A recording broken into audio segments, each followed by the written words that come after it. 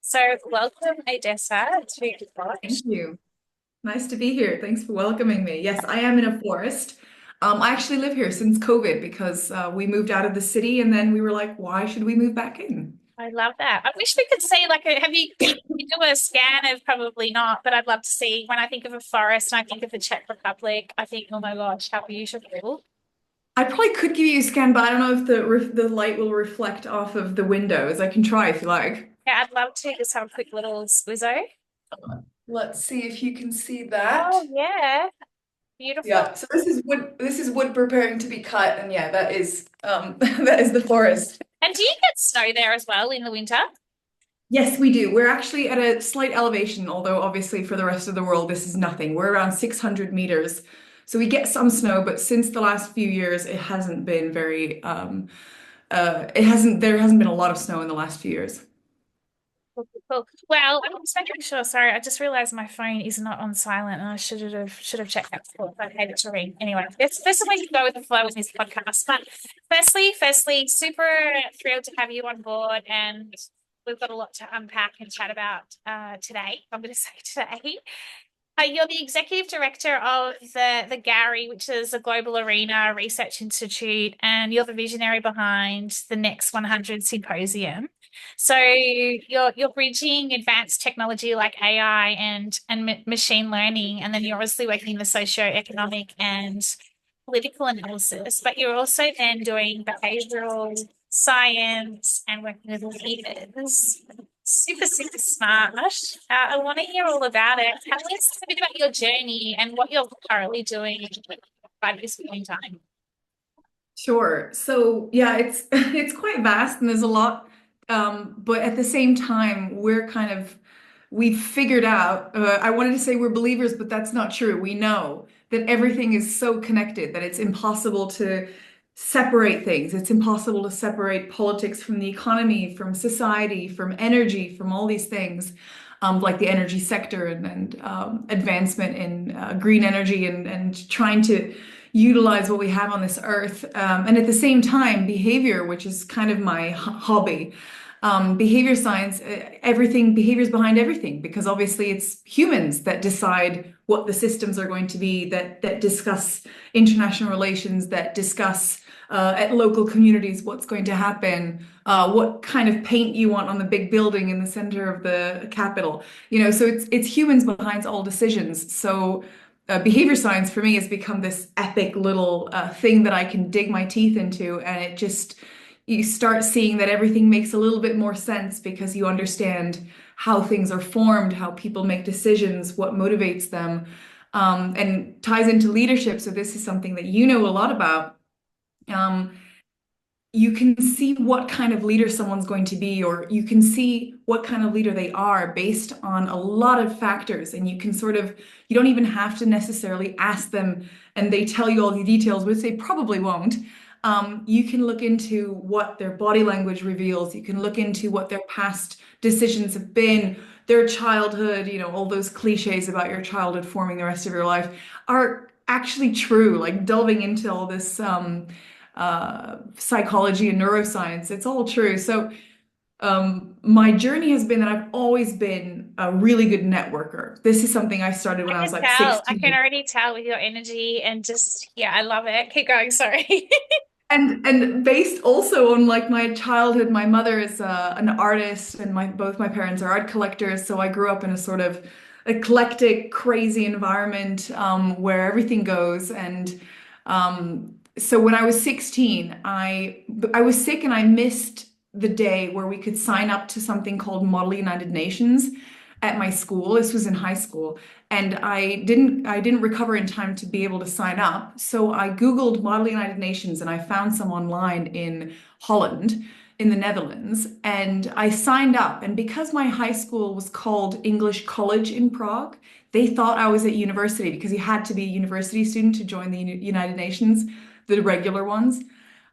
So I arrived there and I heard them talking like, oh, we have someone who's 16 here. I don't know what we're gonna do. And I'm like, oh, you should just ask her if she's, and I started giving them advice about what they should say to the 16-year-old. And eventually they were like, and who are you? I was like, oh, I'm the 16-year-old. And they realized I'm not a university student, but they couldn't do anything about it at the time. And since then, that's how I kind of got into debating and political things, international relations. And that's what I'm doing now, combined with lots of other things. So that's a quick intro to my longer story. Yeah. And so is that how you fell into, or, you said that behavioral science is your hobby. How did you connect the two together? Was that part of your studies, or like how did you, yeah. It wasn't part of my studies. So, because I did a lot of networking and I'm a bit fearless in that area, not to credit anything that I've developed as a skill, although obviously you develop these things. It's just that I grew up in an environment where speaking to adults or people that are important and older than you was completely normal. So for me, it wasn't something that I had to overcome.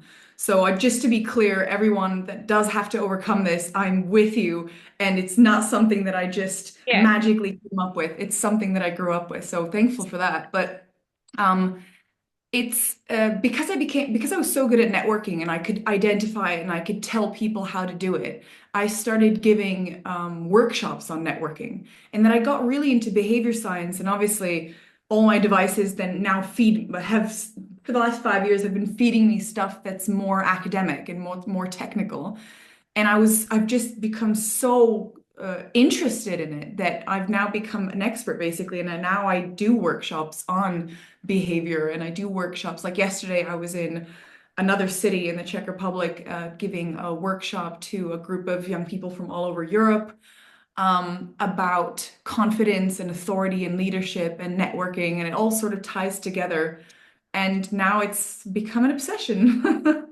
That's amazing. Do you bring that into then also what you're doing with Gary and the next 100 symposium? Like, how does that then like you said, I truly believe everything's completely connected as well, right? And, or I call it interconnected.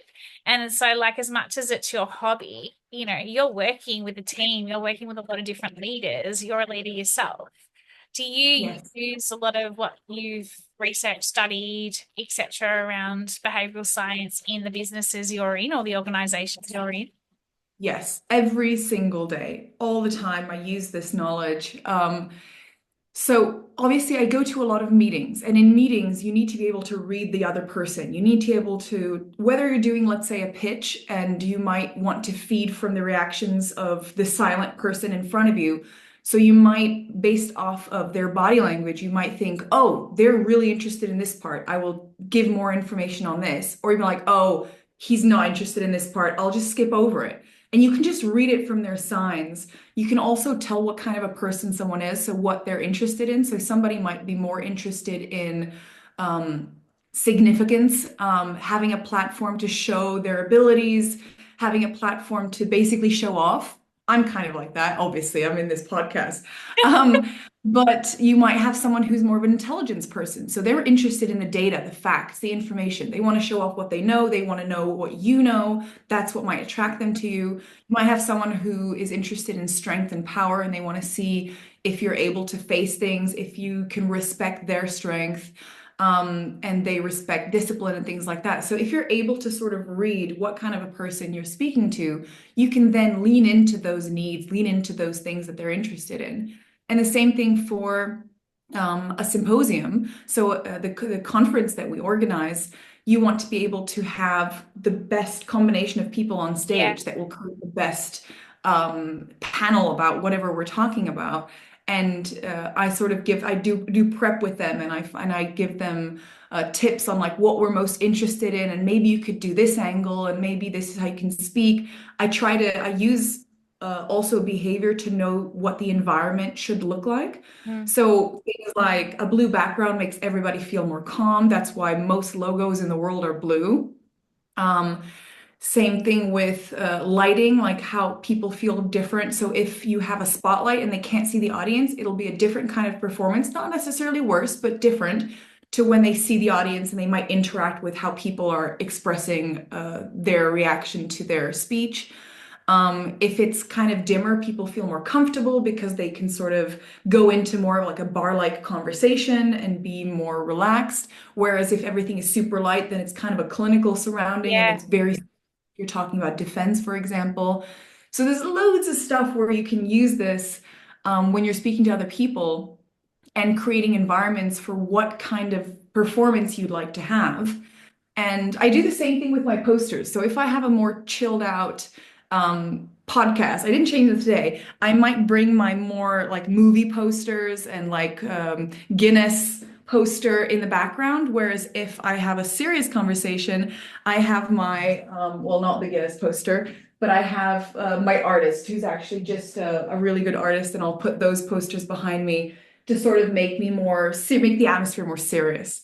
See, I'm just like, I just have this girl always up because she's got like so many different fingers. Like, it depends, like, it can be probably like your art. She can be super serious. She can be playful. She can be, like, but it kind of, but I love, my gosh, I love your take on the environment. And there's so much associated with the neuroscience behind that in terms of, lighting, but also, have you ever played or dabbled with like, music and sounds in terms of binaural beats and that sort of stuff? Because I've done a whole heap of study with regards to color and sounds and binaural beats and like you've got to be sure, like making sure the audience is comfortable with it from a neurodiversity perspective as well, because some beats kind of can tip people off. But there's a whole thing around, energy, focus, productivity, and, even I've studied around senses, like, different candle scents and what they can invoke.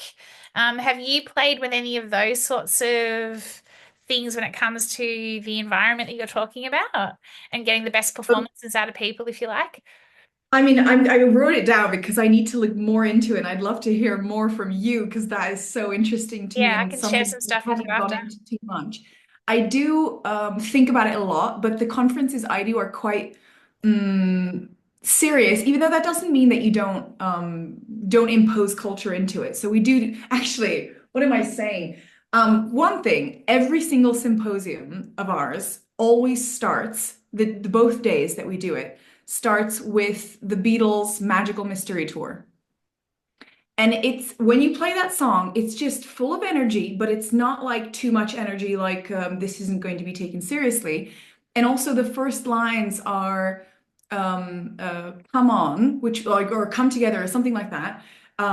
Join us in the Magical Mystery Tour. And it's basically telling everyone to be together and to be curious and to be expressive and to be sort of whimsical instead of just being sterile or boring or too serious, so that we can't really delve into the subject. So that is my opening song for every single symposium. So everybody look at that song. What It's such song a is good song. it from the Beatles? Yes, What's it? Magical Mystery Tour.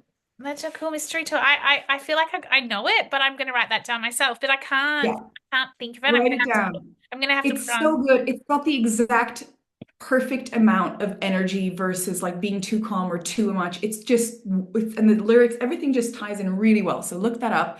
Also, there's a really good free version by a cover band on YouTube, which is free and without royalties, that sounds pretty much identical in case you can't get the royalties. But usually in most countries, you pay like 30 euros or dollars or whatever, and you can just play it at the event if it's not a paid event.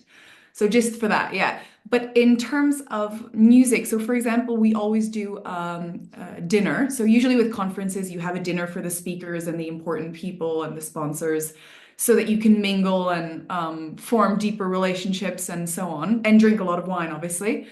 Excuse me. And Excuse me. Sorry. I knew this. no worries. I knew it was coming. In Excuse the, me. Sorry. in Yeah. the Czech Republic, when someone sneezes, everyone always says, "Oh, it's true." So whatever the other person was saying is true if the other person sneezes. Well, you were saying what you're saying is true. I truly believe in all you're talking about, the environment, the binaural beats, the music, the lighting, even colors, colorways of, rooms in terms of, what light colors project versus dark colors. Like I went down, I've done like you, I've researched it, and I've studied with the Flow Research Collective out of the US on the whole science, flow science and neuroscience. And we did a whole section on, and then I took it a step further and and, delved deeper and deeper into it. And yeah, there's all these different sort of waves of like musical waves, beta and theta waves, and what dials you up, dials you down. Same with colors and everything you're talking about in terms of imagery and things like that. I want to switch it up quickly because you talked around people, right, and leaders in terms of just, reading the play, if you like, in terms of who's more serious, who's more curious, who wants to be a bit more like, showy, or, the ego coming out. It's a question for you. Do you think that there's something intuition to do with this when you're able to read somebody pretty quickly and be like, okay, I know that they're going to need this? So that's my first question around intuition and, the neuroscience and behavioral change.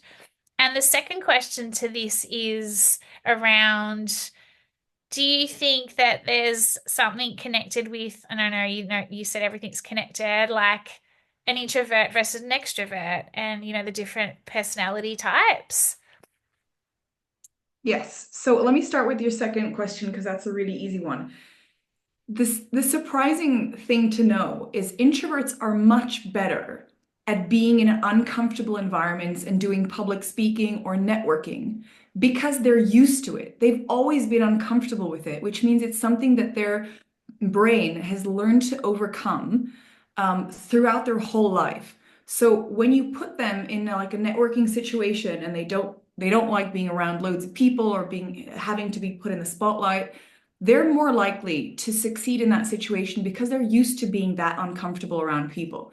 Whereas extroverts think, no, by the way, the one rule of being a human, especially nowadays in the last 300 years, everyone is insecure. Everybody that you ever meet, every Definitely. human I is agree. insecure.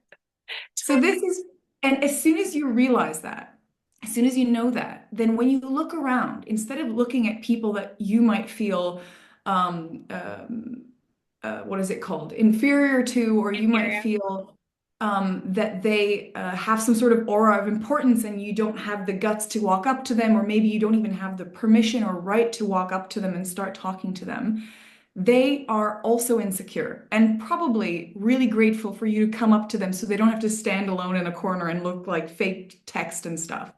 So introverts are actually quite good at those environments because this is something that their brain has learned how to do their whole life since they were an introvert, which is probably their whole life. In terms of the intuition, so I'm going to change the name intuition into gut feeling.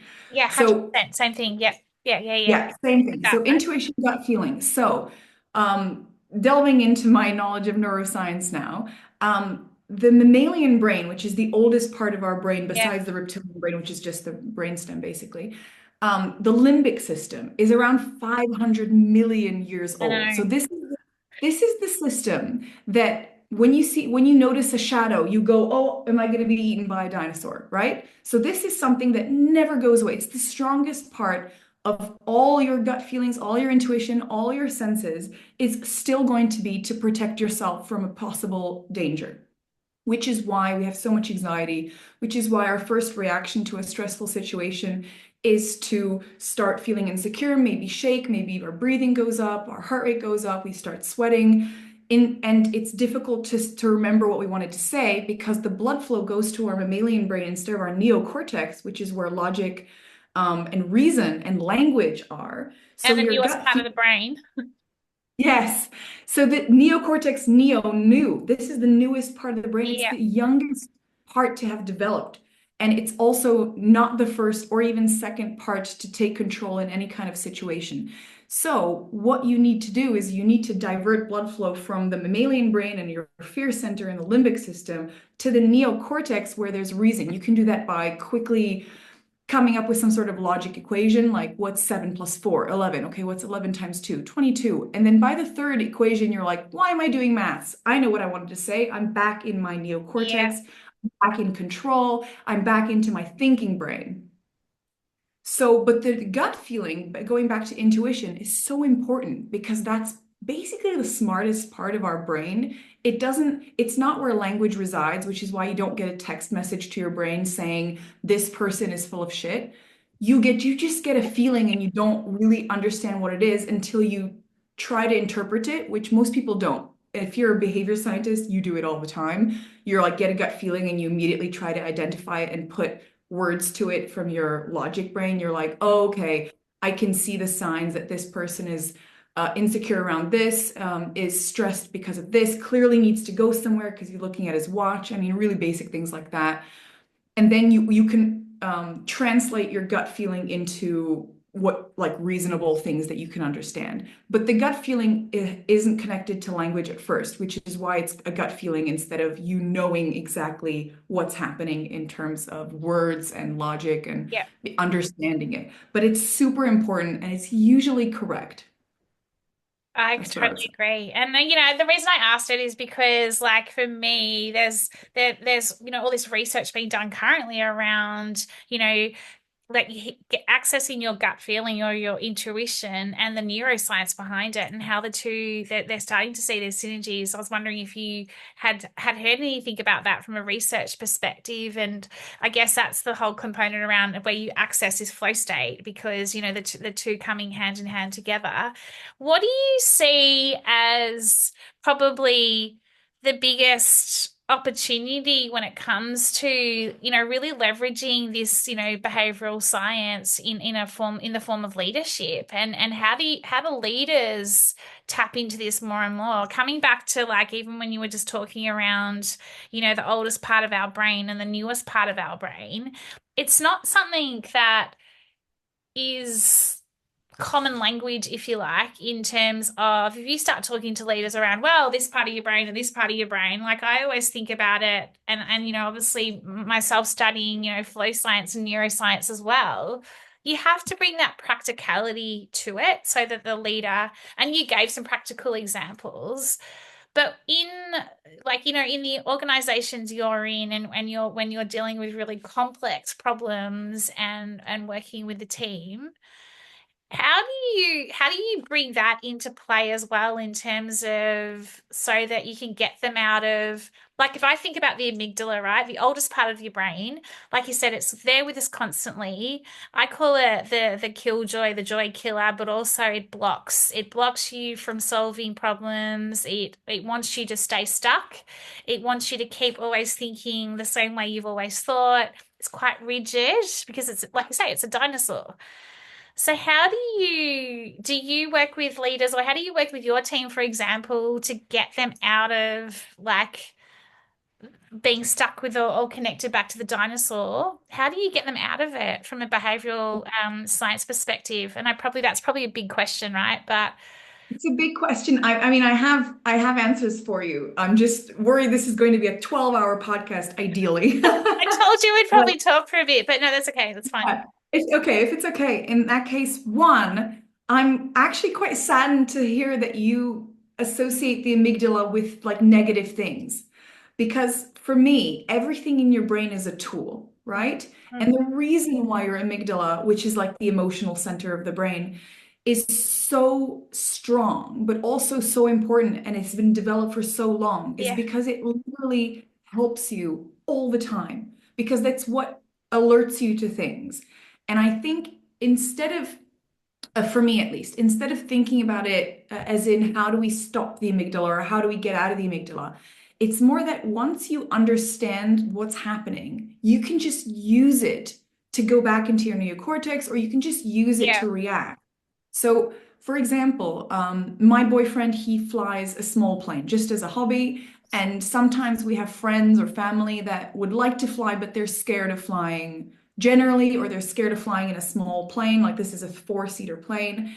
And I've noticed that if you explain to them how everything works, their fear goes away. So if you Mm. explain to them, okay, we're going to get into the plane, what the all the different things, how it works, like what you're seeing, like what the basically how he's going to drive the plane, how he's going to fly it, what the pedals are for, what the wings do, and then he's going to say, I'm going to turn the motor on, and we're going to head out. If you feel uncomfortable, I can just turn it off and you can get off. You don't have to actually fly. Once we fly off, you're going to hear this noise, and he just explains it in such detail. person then is no longer afraid because what really we're afraid of is not knowing or understanding. So, if you understand how your brain works, you can use that to your advantage. You Mm. can just be like, "Oh, okay, I can feel the fear. I know where it's coming from. I know it's really important for me as a human, but I can overcome it, right? I can short circuit my brain into kind of acknowledging it and letting it go and Yeah. moving on and sort of using it and understanding what it's there for, but not having to completely drown you in the information of it." So, in terms of, Sorry, I will correct you. I know that I should, when I say killjoy, like that was quite, like, I was using that loosely in terms of if you don't understand how the brain works or you're not connected in terms of the amygdala, it can be a full killjoy, right? Because you're just constantly, when you're in that state or you're in that state of anxiety or whatever, you don't know how to get out of it. So you need the tools and you need the education to do so. And yes, before I fully understood it and was trained about it, that was me. I was, when in that fight or flight mode a lot, and I was like, what is this? Like, why am I constantly feeling stuck? yeah, And it's a horrible place to be in. And then as a leader, when you're in that crisis mode or you've got all these problems that you're trying to solve and you get stuck, that's where it's like, okay, it does become a killjoy. So I completely yeah, agree with what you're talking about in terms of once you know how to use it and leverage it to your advantage, it becomes a weapon.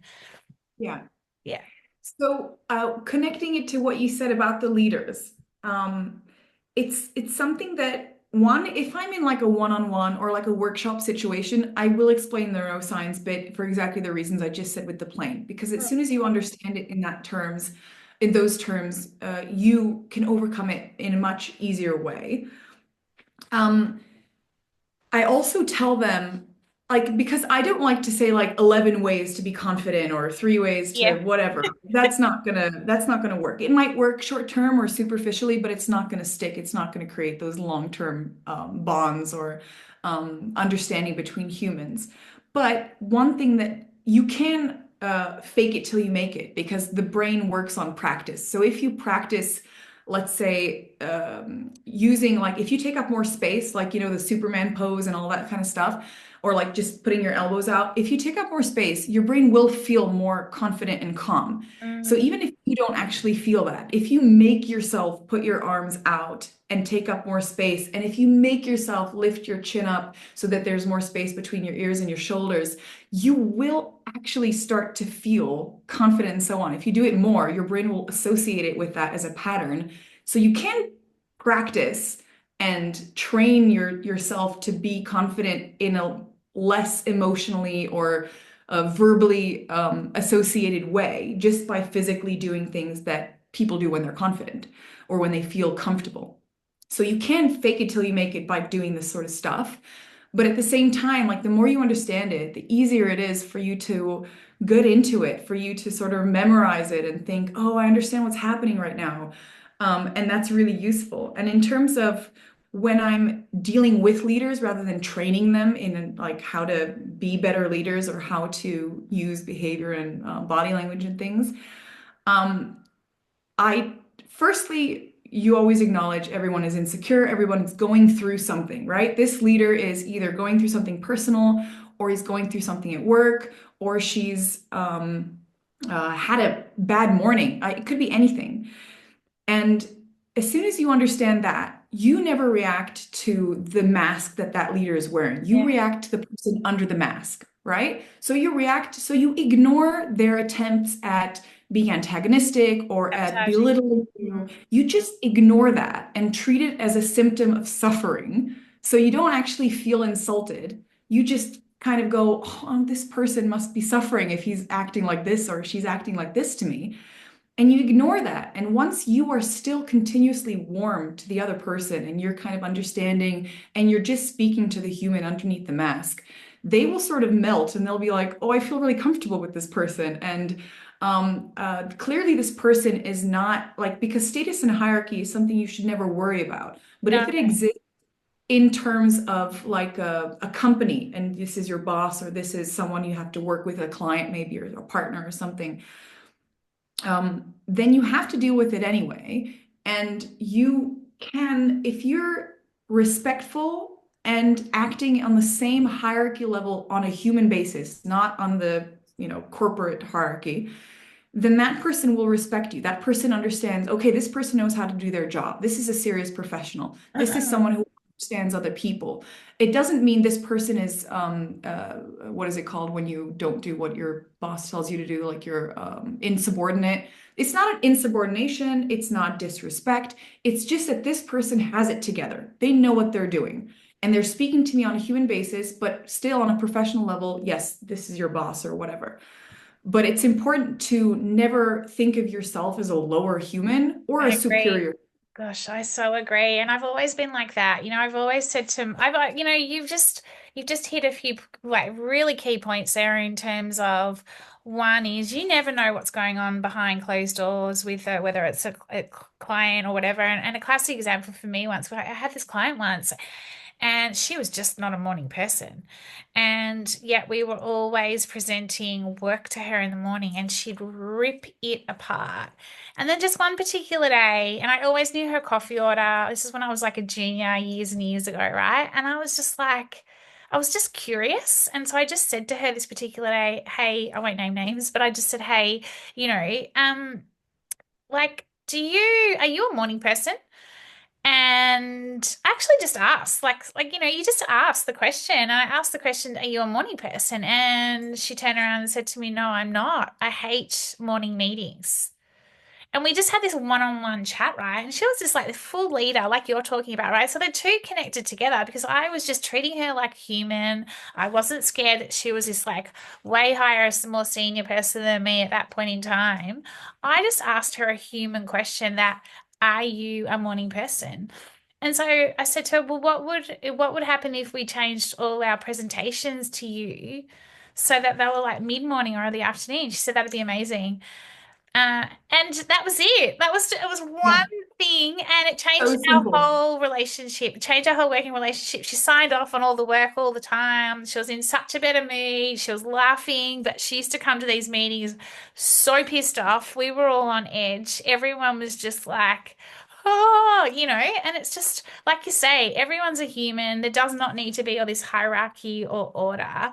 We could talk about behavioral science for Yes, we days. could do the hours and hours. Yeah. I know, but I do want to ask you, I want you to share. So, everybody who signs up to come on the pod, I always ask them a question around life, leadership, or business, and an experience or an insight. And you had this really cool insight that everyone is a child with desires to be cheerful and accepted no matter their age. We're all just pretending to be grown-ups. I feel like you could talk a little about this. So I'd love for you just to share and I feel like you've got that child, that beginner's mindset energy. It's just, it's exuberant. What's that word? Exuding through you. Exuding, that's what I was looking for. I can't speak properly. Tell us a little bit about that and why that's really important to you. So, this is something that as I moved from my early 20s to like my early 30s, is something that's become very clear because most of my friends are a lot older than me, sometimes even like 30 years older than me. And behind closed doors, like if you're in a pub or if you're on holiday or if you're, at a conference and you're like, oh, hey, let's chat, let's go away from this seriousness, have a cup of coffee or wine or whatever there is, and just kind of chat. They're all children. They're all, they all go to the pub. They all want to still, do some shots and talk about stuff and be silly and jump off the boat and whatever it is. So I realized, oh, all of these people that if you meet them as a professional, they're really serious, they have authority, they might be in the military, they might be in politics, they might be a big business person, whatever it is. And they seem very serious. Behind that is someone that's going to, with their friends, do crazy things, have fun, say jokes. So in the Czech Republic, everybody sings and plays the guitar, even if they do it terribly. So you end up at like if you're at parties at somebody's house and stuff, somebody's going to take out some guitars and start singing Oh, terrible how folklore fun. songs. and they all sing with a horrible singing voice and in a drunken state. So all of these adults, not all, obviously there are some very serious people that are always serious. And some people are born like I always thought I was born as a 70-year-old man, with my sort of approach to I don't know, level of maturity, or in terms of like I'm very philosophical. So in my head, the world is the last millions of years rather than my lifetime. So that's how I kind of talk about everything, which is a bit strange if I don't explain it. No, you're super But clear. You're super clear. good. And in terms of the inner child, it's always there. And if you Uh, can tap into that, that's an honest, authentic part of every human, is just their desire to be happy, their desire to have a good time. Also, if you're in very professional environments where everyone's quite serious, so I imagine if you were maybe in a world of startups or of, coffee shops or graphic design, it might be more of a chilled out, and not it chilled out in terms of work, but chilled out in terms of the personalities around you. But if you're in the world of politics and economy and things and military, which is the world I mostly find myself in, people have to be very mature. People have to be very serious mm. because it might cost them voters. It might cost them respect. It might cost them support and loyalty. So they're quite serious and they have this guard up all the time.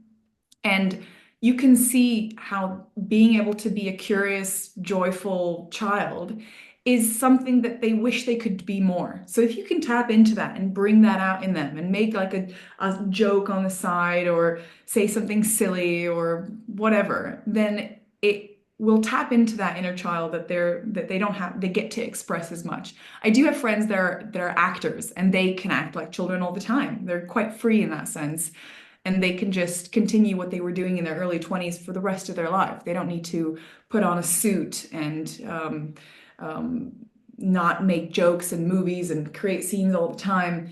So it depends on what kind of profession you're in as well. But yeah, I would say everyone's just pretending to be an adult, but really still a child. Yeah, I love that. But there's also that whole, like for me, yes, there's a lot of serious jobs out there and lot of serious roles, and we all need to be serious at times and, like to get the outcomes we want, for life, business, etc. But I do think that, kind of coming back to your point around it at the very beginning around, everything's connected.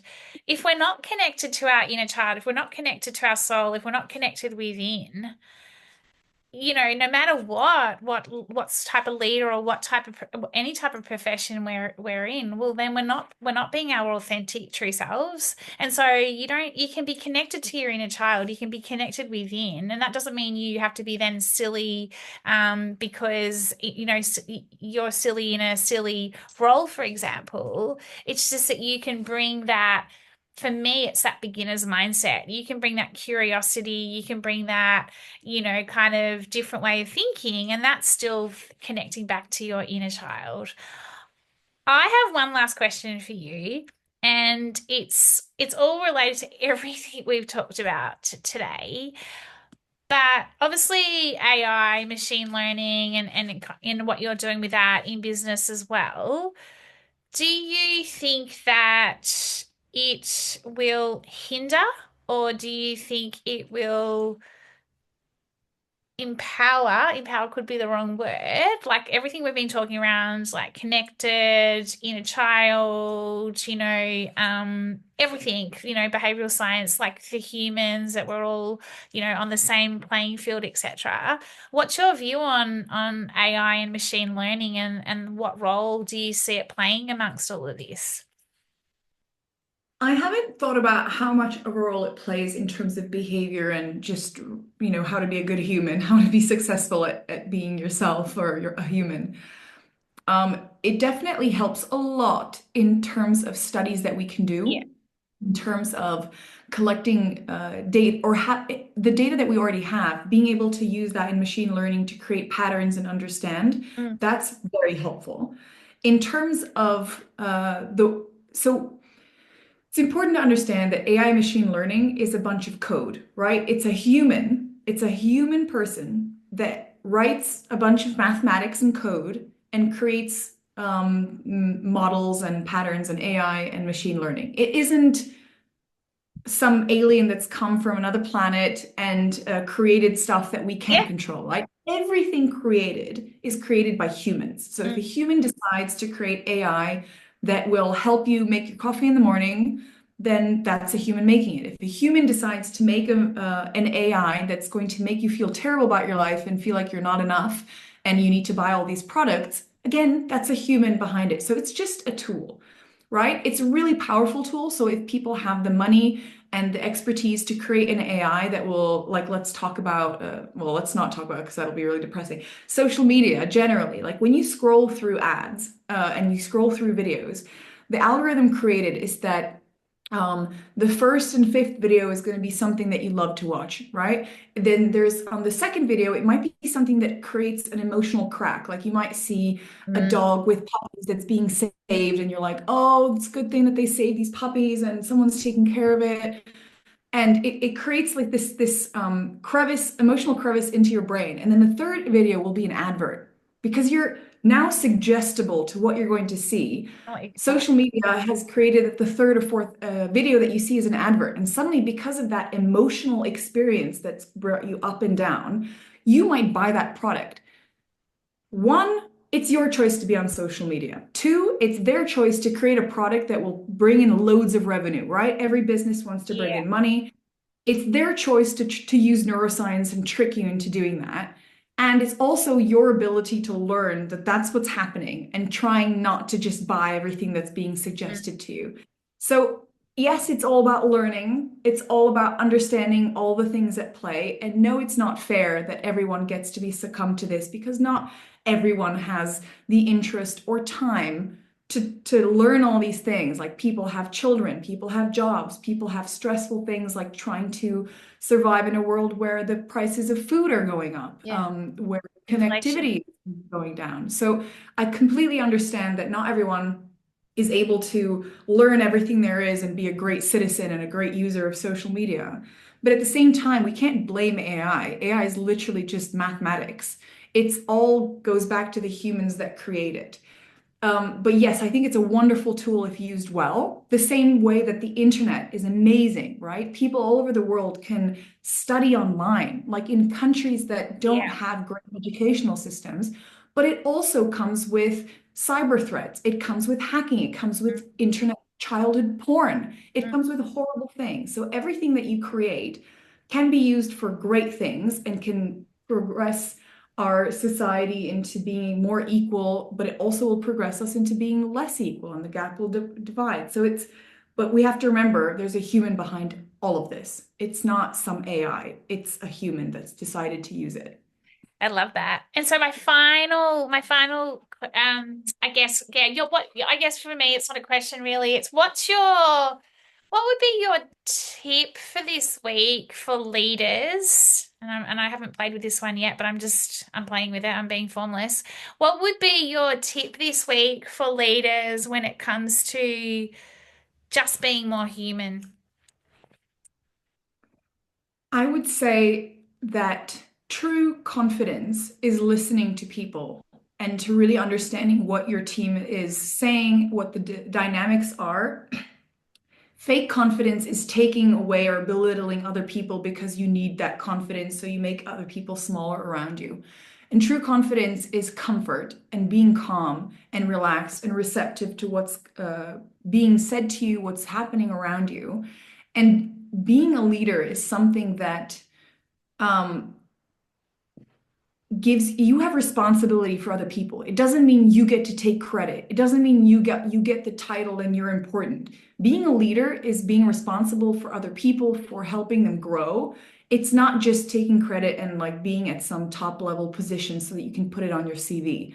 And that's become completely the new norm in most leadership. And what's missing is if what they do is if you make a mistake or your team makes a mistake, it's still up to you. You're the leader and you need to fall on that sword. You can't just cut away the part that made the mistake and continue being a leader. That's when you stop being a leader. So always look at it as you are the protector and you also are the creator. You're the creative architect of whatever your team is doing. and you need to lead them. And if you lead them well, you'll do great stuff and you can take credit for it. You're the leader. That's great. But if you just um, are feeding off of other people's energy and not taking responsibility for when things go wrong, you're not going to be long-term successful. So that's what I would say. And actually, if you like, I'd recommend looking up a quote by Marcus Aurelius from loads and loads of times ago about one of his Roman generals called Fabius Maximus. And it's about leadership. And it's the best description of leadership that I have ever heard or ever seen. And it's just perfect. I always say at the beginning of every single one of my workshops. Okay, I'm gonna have to look it up and I'll put it in the notes. But you've also kind of nailed it in terms of, a leader's role is, to lead for the people, and that's that protection and the creator. But it's also the ability to bring a team together to access what is where you can shine your brightest as a collective. To feel and perform at your best. And that's ultimately when our inner child comes out as well, right? That's when we connect back to within. Odessa, thank you so much. It's been amazing chatting with you and fun to chat all this neuroscience, and it's been a breath of fresh air. How do we find out more about you, what you're doing? Where are we So you best can look find me up you? on LinkedIn. So just Odessa Primus on LinkedIn, or if you want to know more about Gary, you can look at our website. It's all linked through my LinkedIn, but the just look up Global Arena Research Institute. We do big data analysis. And in terms of behavior, this isn't something that I have public yet on like a website or anything. I'm still working on that. But I do private discussions like meetings and workshops and stuff. So if you want anything like that, you can just message me on LinkedIn. Thank you. It's been amazing. Have a wonderful day. Enjoy the forest. Lovely. Thank you.